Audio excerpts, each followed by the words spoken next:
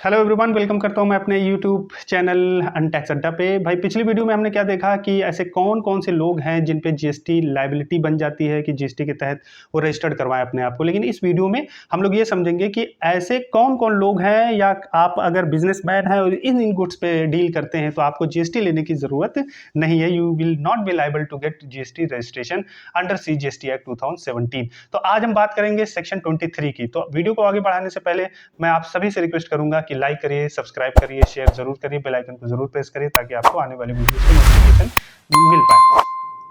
तो देखिए 23 क्या कहता है। 23 में भी दो पॉइंट है तो दो सबसेक्शन, लेकिन पॉइंट सबसेक्शन 1 को ही हम लोग अच्छे से समझेंगे।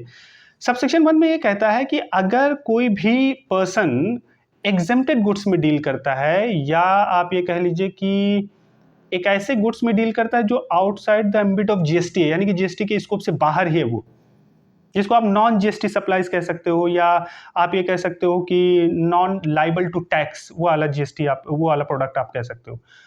और या तो वो एग्जेम्प्टेड गुड्स में डील कर रहा हो, तो ऐसे पर्सन को जीएसटी लेने की आवश्यकता नहीं है। अब थोड़ा सा हम लोग ये समझेंगे कि नॉन जीएसटी सप्लाईज किसे कहते हैं। नॉन जीएसटी सप्लाईज आप ये कह सकते हैं कि जो जीएसटी के स्कोप से बाहर ही है। जैसे आप ये कह सकते हैं कि पेट्रोल हो गया, हाई स्पीड डीजल हो गया, और आप ये कह सकते हैं एल्कोहलिक लिकर हो गया ह्यूमन कंजम्पशन के लिए। उसके बाद आप कह सकते हैं कि एविएशन टर्बाइन फ्यूल हो गया, और पेट्रोलियम प्रोडक्ट हो गया, कोई भी प्रोडक्ट जो पेट्रोलियम प्रोडक्ट कहे जाते हैं वो हो गए। तो उनके साथ अगर जो भी आप डील कर रहे हैं या आप सेल कर रहे हैं तो वहाँ पे आपको जीएसटी लेने की ज़रूरत नहीं है। एक तो मनी और सिक्योरिटीज़ हो गए, इसमें भी आप डील कर रहे हैं तो वहाँ पे जीएसटी लेने की आवश्यकता आपको नहीं है। दूसरा एग्जेम्प्टेड या नील रेटेड गुड्स किसे कहते हैं। देखिए एग्जेम्प्टेड और नील रेटेड गुड्स आप ये कह सकते हैं कि ये तो जीएसटी के स्कोप में आते हैं, जीएसटी के दायरे में आते हैं, लेकिन गवर्नमेंट नोटिफिकेशन जारी करके उन गुड्स को एग्जेम्प्ट कर दी है या नील रेटेड कर दिए। जैसे कि हाल फिलहाल में आपने देखा कि बुक्स पे जो है अब फ्री है या कर दिया गया, या ऐसे कई प्रोडक्ट हैं जिन पे कर दिया। जैसे कंपलसरी जो आइटम्स हो जाते हैं, सब्जी है, या सिल्क है, कपास है, या एग्रीकल्चर प्रोडक्ट है, या आप कह लीजिए न्यूज़पेपर है, और ऐसे कई प्रोडक्ट्स हैं जो एग्जेम्प्टेड। इलेक्ट्रिसिटी है, इलेक्ट्रिसिटी का ट्रांसमिशन और कंजम्पशन आप ये कह सकते हैं, डिस्ट्रीब्यूशन। तो ऐसे सारे प्रोडक्ट जो है, कोई अनाज है अगर अनपैक्ड है, ग्रेन्स हैं, तो वो भी जीएसटी के दायरे में नहीं आता, एग्जेम्प्टेड है, वो जीरो रेटेड है। फ्रेश फ्रूट्स हैं, तो ये सब कुछ ऐसे प्रोडक्ट हैं जिनको आप एग्जेम्प्टेड बोल सकते हैं, नील रेटेड खास तौर से बोल सकते हैं, जिसको सरकार ने नोटिफिकेशन निकाल के एग्जेम्प्ट कर रखा है। तो ये जीएसटी के तहत आते तो हैं, लेकिन ठीक है एग्जेम्प्टेड है। तो अगर आप इनसे डील करते हैं तो फिर आपका टर्नओवर कितना है, क्या है, वो सब नहीं देखा जाएगा, फिर आपको जीएसटी लेने की जरूरत नहीं है। You will not be liable to get GST registration. एक पॉइंट ये हो गया सबसेक्शन 1 का। सबसेक्शन 1 का 23 का सबसेक्शन 1 क्या कहता है, 23 का सबसेक्शन 1 का बी वाला पॉइंट क्या कहता है, एग्रीकल्चरिस्ट। अगर कोई कृषक है, एग्रीकल्चरिस्ट है, जो एग्रीकल्चर करता है अपने से या फैमिली को इन्वॉल्व करके, है ना, ज़मीन को उपजाऊ बना के उसे फसल उगा के फसल बेचता है, तो वहाँ पे भी उसको जीएसटी लेने की ज़रूरत नहीं। हालांकि वो सेल कर रहा है किसी प्रोडक्ट को, वहाँ पे जीएसटी लेने की भी उसको ज़रूरत नहीं है। तो ये एक पॉइंट आपका ये हो गया।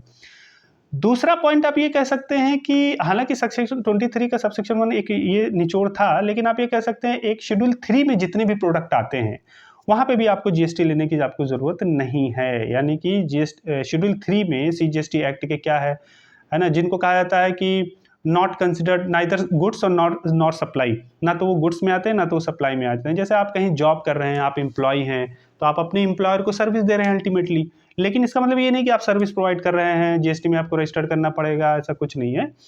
इसी तरीके से एक्शनेबल क्लेम उस पर भी लागू नहीं होता। इसी तरीके से ट्राइब्यूनल है कोई, वो सर्विस दे रहा है, ट्राइब्यूनल में वही चीज़ें जाती हैं, वो सर्विसेज प्रोवाइड कर रहे हैं, तो वहाँ पे भी जीएसटी लेने की ज़रूरत नहीं है उनको। ऐसे कई सारे शेड्यूल 3 में कई सारे लिस्ट है, इंश्योरर है, री इंश्योरर से कुछ पॉलिसी ले रहा है, तो वो शेड्यूल 3 आप देख लीजिएगा। आप ये बोल सकते हैं कि वो निगेटिव लिस्ट है, यानी कि जब आप स्कोप ऑफ सर्विस पढ़ेंगे, स्कोप ऑफ सप्लाई जब आप पढ़ेंगे, सप्लाई कहते किसे, अल्टीमेटली जो जीएसटी एप्लीकेबल होता है कि भाई आप सप्लाई कर रहे हैं किसी चीज़ को, या तो आप गुड्स को सप्लाई कर रहे हैं या तो सर्विस को सप्लाई कर रहे हैं, तभी तो जीएसटी लेना पड़ेगा आपको, तभी तो उसको हम लोग बोलेंगे कि हाँ आप जीएसटी इस पर लागू होगा। कीपिंग इन माइंड या subject to the aggregate turnover, जो भी हमने 22 में पढ़ा।